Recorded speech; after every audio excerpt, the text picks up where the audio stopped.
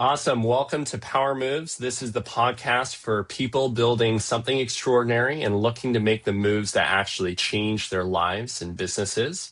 I'm your host, Alex Edwards, entrepreneur, consultant, father of four, and someone that's obsessed with helping people turn their big vision into actual reality.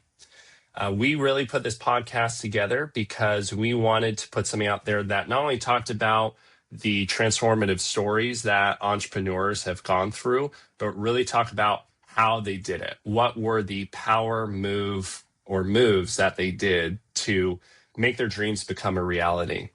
So I'm excited to host today's episode, which is on building a beauty brand without burning yourself out. I have Omayma here. Hi, Omayma. Hi, thank you so much for having me on the show. Yeah, absolutely. Well, I'm excited to get into all the insights you have to share, but just introduce you to our audience. So you are a celebrity esthetician, you're a skincare founder yourself, makeup artist. You've built a career helping people feel confident in their skin while navigating the pressure, pace, and expectations of entrepreneurship. I know you've worked with tons of celebrities like Sydney Sweeney and Paris Jackson, Rebecca Minkoff, Haley Lou Richardson. You've been awarded and featured in Vogue. So very excited for the insights you have to share. Thank you so much. It's a pleasure. Absolutely. So I would love to first get started with your story. How did you first get into skincare and aesthetics? Yeah, that's such a funny story. I think for many women in my industry or many people in my industry, it's kind of one of those things that it found me before I found it. I think Oh, most girls have one of these moments when they first come across beauty and skincare, and it just kind of like it becomes so like, oh my God, I need to know more about this, like as a young girl, I was totally obsessed, always collecting skincare products. But when I was 16, or maybe I was even younger, no, I was like 15, 16, I did my first aesthetics training in the UK and got my first national diploma so that you can practice when I was young. And it was this amazing program that was run with my school. And then I've worked in varying parts of health and beauty since, like always, sometimes when I was younger, it was a quieter part of my life, but I would always come mhm. back to it. It would always be, makeup was such a big part of my life also. And yeah, I've kind of always been in that world. Um, yeah. Amazing. So you went to school for this, and you mentioned you've kind of like delved into it, and maybe you've had some shifts in terms of your like career focus too while building the brand, or were you like 100% in it out of school? No, absolutely. I've had, ebbs and flows growing up. When I was first studying it at 14, I was like, wow, this is so cool. But I didn't really see myself as like a working esthetician. Um, Mm, and I was super obsessed with makeup for a long time. I worked predominantly as a makeup artist for a really long time, and I would do skincare as part of my makeup work, doing the skin prep, and it was always coming in and out. And but then, it came back to me when my own skin was really going through so many troubles and so many struggles, which I think most people go through at certain points in their life.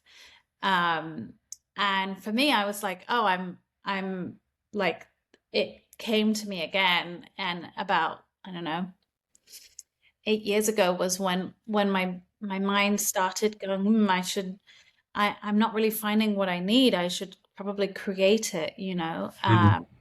And that was probably the first like physical universe, like break from my mind into actuality of my brand was about 8 years ago. But then really, I've had my brand 5 years, but really it's a subject that I've always been fascinated by. I'd studied formulation, I've studied manufacturing, I've studied these things for a long time, and it was always something that I'd wanted to do. That's awesome. Was there something that happened 8 years ago that kind of triggered that aha moment for you? Yeah, I my skin went through a terrible, terrible acne Mm. in my later 20s, mid to late 20s. And I was like, what am I going to do? Oh no. My perfect skin is ruined. And how can I show up like this? And it was also just so devastating, to have like really bad acne that I didn't understand. It's one of these things that's so frustrating. Um, and I began searching for ingredients that I understood, ingredients that I'd grown up with. I'm also Egyptian, and my family have had a vegetable farm in Morocco, and so I grew up around these like botanical ingredients and like Oh, argan wow. oil and yeah, and these amazing plants that and rituals that are North African skin heritage. And I started reaching for those again because I was like, oh, my skin is so inflamed, but I have this acne. And I found that just calming everything down, grabbing on all these bits of like dispersed knowledge from all over Wow. was really what cured my skin, was simplifying it. And then it went on, and eventually I launched my own brand, Omayma Skin, with my first product, the Bedouin Elixir facial oil, which everyone Wow. loves. Yeah. No, that's amazing. When you hear of these entrepreneurial success stories, they were plagued by some issue or there was some gap in the marketplace.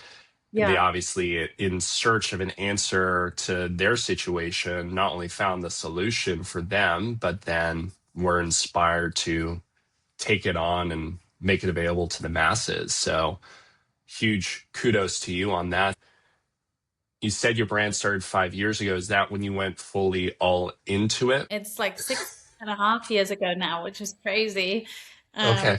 it was in COVID that I launched. It was in 2020, and I had been working on my brand for like on my first product for a while. I had had maybe 7 or 8 rounds of formulation based on things that I had created myself and things that I had worked with another chemist with. And I was getting it closer and closer and closer to the point that I wanted it to be. And I during COVID, it was this awful time, as we know. Everyone was so isolated, and as a makeup artist, I really couldn't work. So I was kind of like, well, this is the time to do it. And I took out a new credit card, which had 0% for a year. And I basically maxed out the credit card so that I could launch my first product. Wow. And I did the whole thing completely bootstrap. And I really recommend bootstrapping, by the way. Like, if you're going to Okay. do something, I'm a big bootstrap girl. It's the best way to learn with the lowest risk, in my opinion. But it's probably not what like agencies want to hear, but Okay. I believe in, just figure it out, Yeah. basically. And that's what I did. Wow. And I made my own investment back within the first like month and a half, I want to say, and six. Really? Wow. And I did it. I figured it out. I made my basic Shopify. I called friends. I got um photographer I was very lucky. I have some pretty epic photographer friends and pretty epic model friends and pretty amazing web designer friends. And that's something that goes with working in the photo and advertising world for shy of Mhm. a decade. But yeah, I called on some favors, and I was really lucky. And I remember I was on a photo shoot for a brand called Nia the brand. And I had like done everything in my checklist, Mm. for my pre-launch checklist, which was like I'd finished my website, I'd finished the shoots, I had all my products ready, I had my packaging ready, I had my mailers ready, I had my like label machine ready. I had my whole checklist. I had everything ready to go. And I was on a photo shoot, and it was just the model, the photographer, and the founder. And I said to them, I was like, guys, I'm like low key launching a brand and I've done everything. Should I press like launch right now? And they're like, do it. Wow. And I did. And like, I saw the orders coming in and I was like, oh my God. Wow. Amazing. I know. I think we need to get access to this playbook of yours. That's Yeah. incredible. Well, You yeah. successfully launched your business and recouped your money in 6 weeks or whatever it was. Yeah. Yeah. It I was. mean, I love getting these stories out there because I feel like there's maybe too much of a sheltering of success in entrepreneurship off the rip. Like there's a lot out there of it needs to be grueling, it needs to be tough. And don't get me wrong, like I've had so many times across my journey where I've gotten my teeth kicked in and it's no light, you know, sunshine and rainbows every day. Like it is work, but the Yeah. fact that you could go all into something you believe in and have it pay itself off quickly, it just makes it more accessible for people to bet on themselves. So I love that. Absolutely. Thank you. I have worked with a lot of agencies from a very different perspective. Mm. I've worked with these agencies on the advertising side as a makeup artist. So I'm there on those PDP shoots. I would love to be able to have the luxury at the time to go in with, to have $100,000 to break down on, you know, amazing shoots, amazing this, amazing that, amazing the other, full custom web design, fully, all of these things. But I was like, okay, I don't. Mm. So am I going to just not start? And that seemed kind of worse, and so Mm. that's such a believer for people to, if you don't have that figured out, and let's say you want to test the market on your product or your idea, I think it's a great way to just begin before you go get investment, before you go, get funding or whatever, before you invest a huge amount. Go see, like, is it something that you Mm. really, really want? I think. So you don't believe it has to be all perfect before you launch then? No, I think it gets way too complicated. I have been told, don't bother, come back when you have money. And I want to show those people so bad. Because I think it's Little so, challenge. I love it. I just don't think it's real. The marketplace has changed so much since Mhm. in e-commerce. The marketplace has changed so much. Everyone can be an advertiser now. I think that there are so many platforms, and just begin is my advice on these things. Start with smaller minimums. Start where you can. Do Yeah, the real work is in building the brand and building your community. That's the real work. So sure. I mean, you get the real world experience, the real feedback from the market by just starting and getting to action on it and course correcting as you go. It's an experiment. totally, it is an Yeah. experience. And I've made mistakes that I've learned from. I love my mistakes. They're so expensive, but they've taught me such great things. And, even, yeah. But, if I'd done that on such a bigger scale, whoa. Sure. you know, I'm glad I learned them here, like back then, as opposed to say now. Sure. What would you say were the hardest parts after you pressed that go button? Because you did all this prep work and that's great. But after it launched, what were the hard parts, if any? That's a great question. I still had some web ironing of kinks to do. Hmm. That was like we nowadays you have AI that can like literally write code for you and fix your website. But at Hmm. the time, like I couldn't figure things out. Like there were certain things that I couldn't figure out, like how to integrate um, my reviews platform within my Shopify, for example. I couldn't figure it out and it was driving me nuts. And I mean, the solution was simple. I just called my friend that's like a web designer. Just call the cavalry. That's Omayma's solution. um, but nowadays, you literally just ask Claude to write the code to integrate things and walk you Right. through it. What were those challenges or sacrifices you had to make in the beginning? Like, Oh, did you have hard moments, or was it like totally. you accounted for everything in your pre-launch and Oh, it just went well? no, no, there's always things. There's like always things that when it came to the packaging, for example, the packaging was such an issue. Mm, I had purchased my packaging from a certain manufacturer in Europe who then, like, when I came to reorder, they had changed the way that the packaging was. And mm, it was like the lid on this particular bottle. It's very like specific and niche. hmm. And my manufacturer of the oil itself was in Florida. So I sent the packaging straight to Florida because I thought I was just reordering the same SKU, you know? And Hmm.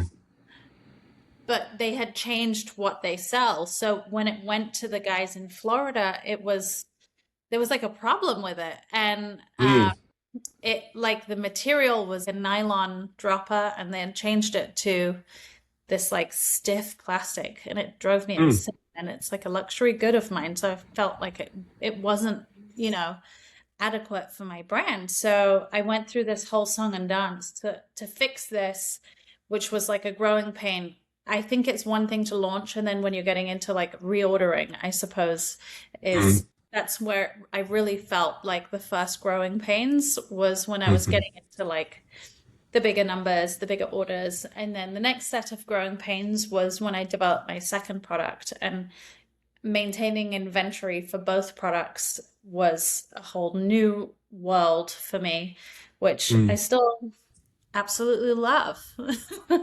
And I'm sure it'll become the same problem but bigger, you know. I'm sure you have Sure. the corollary, I suppose, of children. You have you and Yes. your wife, you have so many babies and you think one is loads and then you're like, well, wait till two, we'll wait till three. Sure. You know? Our kids are like skincare products that we have to Sure, you maintain. gotta maintain Totally. inventory. Yeah, they sometimes jump off the shelves, these skincare products. Um, I'm curious with that incident you had with the manufacturer and like it just came completely different than you expected and that Yeah, warps the quality of it. You know, these are moments that I feel are interesting moments for any business owner where you run into issues with supply and manufacturing where it's like there's a problem and you have to like make a choice about how to move forward. What did you do? Did you get them to just comp you on a reorder? Did they give you any trouble about that? Like, I'm curious, not to badmouth them, but there's a learning lesson here, I think, in terms of how you might have handled. yeah.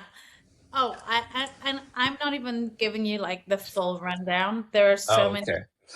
So I will tell you the first order I did of my product, the first run that we did, like it's limitless the learning. The first run we did, um, I had a sticker on the bottle. Like I was so dead set on this sticker and it made no sense. Hmm. Like in hindsight, I was like, no, it has to be the sticker. The sticker is the moment. Like Yeah. it sucked. And so the lab that I was working with, they couldn't like put the sticker on the bottle at the time. They couldn't do it. So for like 1,000 bottles, I hand stickered. Like Oh, I know I hand stickered 1,000 bottles, and I was like ready to like do something drastic, you know. And I vowed never again will I hand sticker a sticker on anything, like Yeah. never. And then when it came to my second run, I was like, okay, screen printing, that's it. Sticker, you're dead to me, never again. And so we did this Mhm. printing, and this particular company, they like specialize in skincare manufacturing. This is in Mhm. Europe.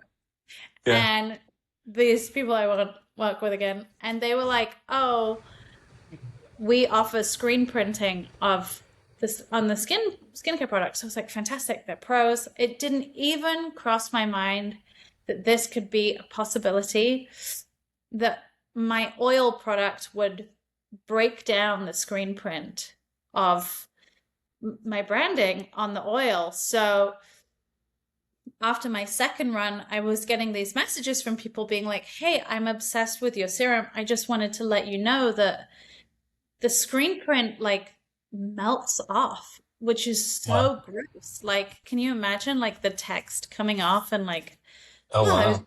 dated. So what did I have to do? For 1,000 bottles, put a clear sticker over Oh, over no. the print so that it could not do this, you know? Oh my God. And then I was like, that's it. I'm never working with them again. And I moved to a completely different type of manufacturer, completely different type of screen print, completely whole different thing. But it's, there are learning curves every Wow. step of the way, And some of Totally. it's like you don't know to test in certain ways. Sure. Like the way that product manufacturing works, they don't necessarily like do the testing in the packaging unless you call for that, you see. So Mhm. moving forward, you learn these things. Yeah, seriously. These sorts of things, I feel like people feel like certain things will kill their business that won't, right? Like at the end of the day, the business lives or dies with you. You're the driving force behind will it persist or not. Totally. And I think a lot of my customers know, well, many do, many don't actually. I get plenty of orders from people who um, very clearly have no idea that it's like a founder run Mm-hmm. brand. But it's, you know, uh, many of my customers know that, but many of them don't. And so I think it's great when people don't know and they're like, what? It's you? That's cool. Yeah. That's great. Now, so you have the skincare line and you still do aesthetics too, right? So you're doing both sides. So Yeah. at this point in your career, how do you manage both? Are you like trying to grow both in a particular direction? Are you hoping to really lean into one over the other? Like, what's your plan there? Yeah. Well, with my brand, I'm always looking for that to grow as much as possible. Hmm. I think I love helping people with their skin, and I can only help like one person at a time in front of me. Whereas with my Hmm. brand, I can help so many people from a distance with their skin, but it is a bit of a slower game with certain things and product development. I'm so specific and it takes time. And I also don't want to just launch like 50 products that no one cares about, especially that I don't care about. Um, Hmm. and, and so I'm okay with it, being the slow and steady wins the race and growing it organically and growing it in the right way. Hmm. And the same for my aesthetic practice. I love helping people one on one. I love my clients. I have my studio here in Florida, and I just love being able to help people with their skin. It really is just so amazing when I have so many people who have come to me like at their complete wits' end, whether it be acne, eczema, you name it, and Hmm. within just a couple of treatments, it's completely turned around. Wow. Yeah, and uh, for me, that's like my driving why. It's funny when I'm not doing that, I become less passionate about formulating new products, about getting things into people's hands and so on. But Hmm. when I really see the changes that we're making to people's skin, it's pretty amazing, you know? That's fantastic. Yeah. Now, earlier we were talking about how, you really got started here in Los Angeles, where I currently am, and you just mentioned you've now moved your studio out to Florida. Yeah. Did you feel any sort of pain or slowdown to the business or your career by making that change? Because there's obviously, especially I would imagine in your industry, there's probably so much happening here in LA that might deter one from ever wanting to move or feeling like they even have the option to move. It's such a great question. And I think that for me, it really was what I needed to leave LA. I love LA. I just told you I'm back in a week and I come to LA often. Yeah. But and I'll be working there for 10 days and seeing people and doing all the things. But for my own business, I think as a founder, it doesn't get spoken about enough of like, you know, I like slowing down is great. If it means that you can actually get done what you want to get done rather than running around like a headless chicken, I think that that is so important. Like you can't move fast unless you're fully aligned, is my kind of view in things. And coming here let me recalibrate so that I can move fast.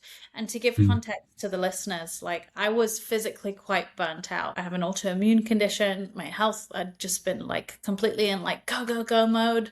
And as far as the narrative of a founder is like, just work, work, work and staying up until 2 a.m. It's the equivalent of yeah, it's the equivalent of like wake up at 5 a.m. for your fasted hit workout. And I'm just That's like, right. that's right. It's hormonally for a woman, it's the worst thing that you can do. Sure. Um, sure, and I can totally imagine that. yeah. And it Mhm. just puts you in total fight or flight mode, or at least it put me in total fight or flight mode. And so coming here, I have been coming to Florida since I was 17. I have lifelong friends here. I have a completely different pace here. It's such a tight community where I live that I can't go to the local like health food shop without running into three of my friends, and I love it. I Mhm. really love it. And I definitely say that knowing it comes from a place of privilege where my job still takes me to New York, LA, and Europe and all sorts of other really cool places. But, I never lose. I never really lose the big city feel in that way because I am still going back. Mhm. Um, but I think that I love it. I love this kind of more chill pace for me. Yeah. Not for I know some people that, they're in photography as another industry, them share with me details about how, like, if they're not out here, they're out of sight, out of mind of their clients. And so that can drastically affect their work. And it sounds like even though you've made this very intentional shift for your body, your health, and ultimately for your continued focus and growth, you've yeah. somehow maintained your network and connections being bi-coastal and even working other places. What are like your successful tips in regards to that? Because I think that's an area people struggle with. Yeah, I mean, for a photographer, like the same as like me as a makeup artist, I suppose you would Right. say, like, um, it completely opened up new markets for me, like New York and Nashville, for example. Like, I think as a solopreneur, like a photographer or makeup artist in that kind of capacity, um, that you'd be amazed. I mean, my clients, as soon as they heard that I was like on the East Coast, they were like, "Oh my God, here's all this stuff that I can finally download to you." And I was like, "Oh, if only I'd known." Yeah. Um, so I think that LA as a city, it definitely gives this vibe that like if you leave, you're going to be a has-been, but like it's really not true. At the end of the day, like your integrity is all you've got. So Mm. if you feel like it's the right thing to move somewhere else, like move. And then if you're wrong, move back. Like what's the big deal? If I if I leave and I don't like it, if I came here and I didn't like it, like who cares if I go back? Like whatever, it's just Sure. me. And I needed to have like a reset, and that was like the best thing I could have done. And I mean, I have an amazing agent who pitches me on the most cool jobs and gets me the coolest deals and all of this type of stuff on the makeup stuff when I still do it. And it's really been amazing for me because there's a lot, it really got me to like realign and see like, wow, I don't want to do the bullshit things, the things that I Hmm. was saying yes to because I didn't care. Like, you know Right. what I like I'm really now just like more intentional and saying yes to the things that really make sense for me. And then the things that don't just kind of fly away, you know. Sure. That's great. And, on this podcast, I really want to highlight what are those power moves? Like, what are those decisions that are maybe controversial amongst friends, family, whomever? Do you feel like this move to Florida was like the biggest game changer for you? Do you feel like there was something else that was that power move? Yeah, I mean, I think that there was so many power moves over the time, I would say. Like moving to Florida was a power move. I for sure. I definitely could not have moved to Florida like until I was at the point that I was.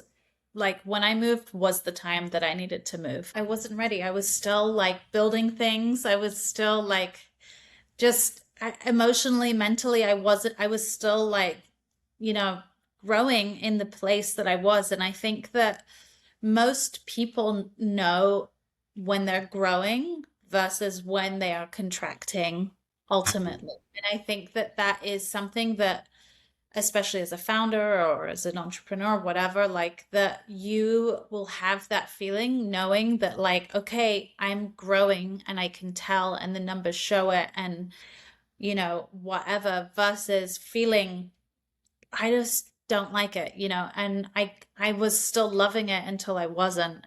And then I knew, okay, that's it. Like for about 2 years, I just kept taking trips to visit my friends in Florida. And then I was like, what are you doing? This is where you're supposed to be. Oh, wow. Um, but yeah. Cool. Any other power moves? Because you were alluding to there's Oh, yeah. many of them. So many. I mean, I moved to LA. That was probably the first of several power moves when I moved to Yeah. LA. I moved to LA, what was it, like over 10 years ago? And I didn't know anyone really. I had like my best friend Liza, who we moved to LA together. She moved from New York and I moved from London, and we Oh, road wow. tripped across America and blindly went and took out an apartment in her name because I didn't have my papers yet. Still processing, I was still going back and forth. And I came with 2 suitcases, and that was a power move. I was like, that's it. I'm Cool. going, and I don't know how, but I'm going to keep going until I figure it out. And that Hmm. was for sure. Like, if I hadn't done that, I don't know. I'm sure I'd be still doing something pretty awesome, but I may not be in the position I am now. Um, Hmm. and I would say other power moves is launching my brand. I think just like having the self-belief over and over again to like know that no matter what, like even if it goes wrong, it can still go right again. Like it's the best certainty that you can have. Yeah, thanks for sharing that because I I run into this theme of people feeling like they have to be right, like we talked about that, not waiting to have it perfect. But even like yourself, when you launch your brand, you built this whole strategy. But even there were times where it seems like your strategy was just bet on yourself and make it go right, Yeah. basically. basically. Yeah. I have found, and I've felt it to be true a lot of times, when things are really getting scary or like dangerous, if you will, when you're pursuing something or considering making a decision, that that has been a sign for me that's the right decision, funny enough, where I feel like for other people it might deter one to like go in the opposite direction. Sure. Sure. Yeah, it's so true. So It's interesting. It's, yeah. it's a very good way to put it. Yeah, because you won't actually know until you do it. The That's only right. thing you can know about making a decision is that's a freaky decision. Like it Yeah. could go terribly wrong, but like asking yourself what's the worst going to happen, and you have some of these answers you gave of like pick yourself up, go back, try something else. Like Yeah, totally. it's not going to be a game over movement, whatever ends up happening. We have this like storyboard idea of like failure as like this awful thing, but I think that failure it's it's not that big of a deal, first of all, and it's not so like Hmm. dramatic as like failure, you failed, it's the end. Totally. It's just like, oh, that thing didn't work. All right, so let's go see what information we can analyze from that, what data we can extract from it so that we can come back to it and do it again better, and that's called living. I love it. Yeah. Well, hey, before we tie up this episode, I'd love to throw some rapid fire questions at you just to Yeah. get your viewpoint on it. So, you've been in aesthetics, and part of being good at what you do is obviously like gaining trust with your clientele and building your Rolodex clients. I'm curious from your perspective in this space, what's the difference between a good esthetician and a great one? That's a great question. For me, I would say a great esthetician, we are going to not just look at your skin, we're going to look at your whole life.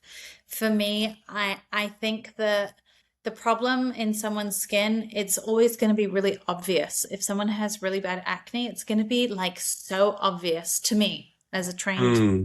you know, but it's a matter of like hunting and hunting and hunting until we find like the big thing that is triggering it. And so for me, as a great esthetician, um, it will be that I keep not only looking at the skin and reading exactly what's in front of me rather than like this rote system, but also looking further, look at like what's the person's lifestyle, what are they eating, a full holistic view of Hmm. the person's life, and talking and really listening.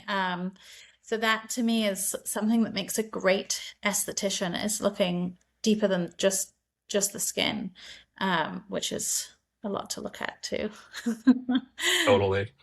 Largest organ on the body. Um, Correct. what is something people assume about the beauty industry that's completely wrong? I think there's so many things that people assume about the beauty industry that is so wrong. One of them I would say is that formulations. This is one that I've heard loads.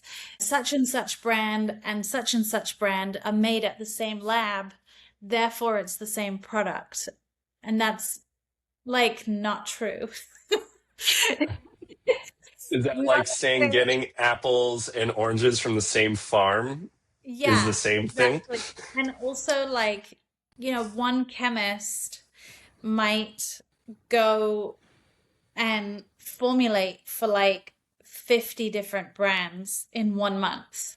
They're with that view of like, what is this brand on each one. Most underrated business skill. Ooh, underrated business skill, I would say, is just showing up as a founder. So underrated, like showing up as the voice of your brand.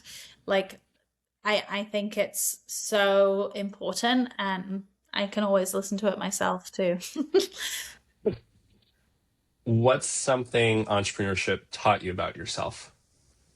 I would say just don't give up. Like, I think 90% of success is not giving up on things, Mhm. because there's always getting the feedback that you're not expecting, or the data result on some ad campaign or some whatever that you didn't hope for.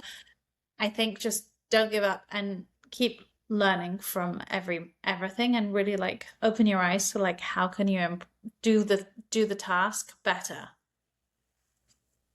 Very inspiring. And best investment you've made in your business? Ooh, best investment.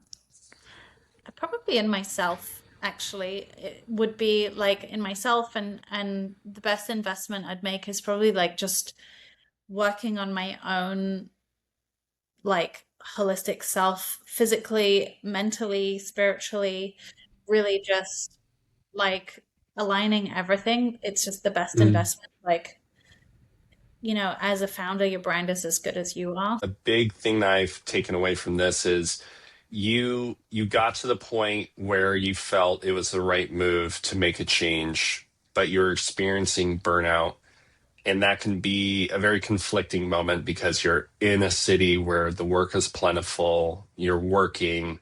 Some people I talk to feel like they have to take every job that they can just because of maybe their upbringing or even their current situation. But for someone that maybe is burnt out, but has that internal conflict of they need to make stuff go right, like what would you say to that person who's like scared to slow down? Yeah. I so completely understand that. I had that exact, you just described exactly what was happening to me for so long. But the truth is that like when you're burnt out, you're not really like operating at your full capacity. So it's not really true that you're like maxed out. So finding a way for yourself to just recalibrate, like not everyone is going to want to change state and ultimately like their full career. Like not everyone's Mm-hmm. that. But for me, it meant, okay, I'm doing a full reset of my life. Mm-hmm. But for other people, it might be like, okay, make your own meals and bring them to work rather than eating the food at work or eating out in restaurants. Like have something that you can control so that you're eating properly for your body. For other people, that might be doing stretching and working out before you go to work or whatever it might be, and Mm-hmm. having that like morning routine as Yes. discussed. But having that in such a way that you do put the time in for yourself first, I think it Hmm. makes a huge difference. Actually, I think Totally. it make a huge difference.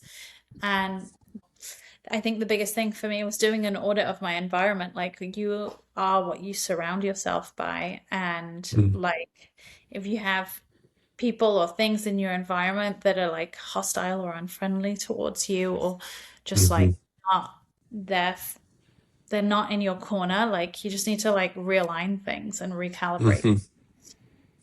I love that you brought this up because I feel I will talk to people who are like they're founders and they have employees or staff that complain about being burnt out, right? Right. Almost as if being burnt out is just this state of being that occurs from working super hard.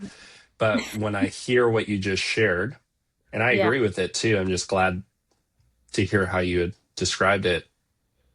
Being burnt out is more symbolic of one or more things being out of alignment or even external factors. It has nothing to do with necessarily with you're working at your accounting job all day or you're working at your lawyer job or you're obviously Yeah. building something. It doesn't have to do with the amount of hours you're clocking in necessarily.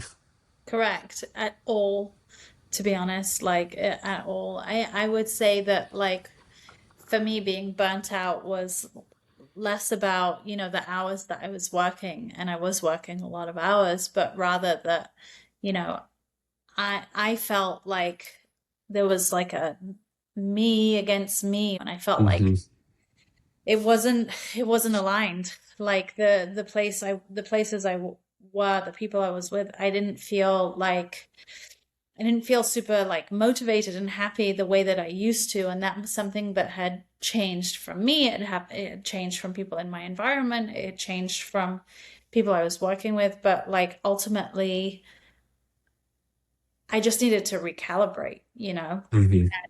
And I think for me, that was the right thing to do. For other people, it might be a different solution. It Sure. might be something else, but like this is what worked for me because it was what I wanted, you know? Yeah. I think the basic idea of just that audit Yeah. across the different aspects of your life, personal, spiritual, those around you, I think it's a great first step is like actually looking for Yeah. a second, stop what you're doing and just look and, Yeah. And I note what you observe. totally note what you observe. And I would say too, like separate yourself from the whole area first. Mm, Separate yourself from it and then go and look. When you're in something, you don't really have any distance to observe it from. Whereas totally.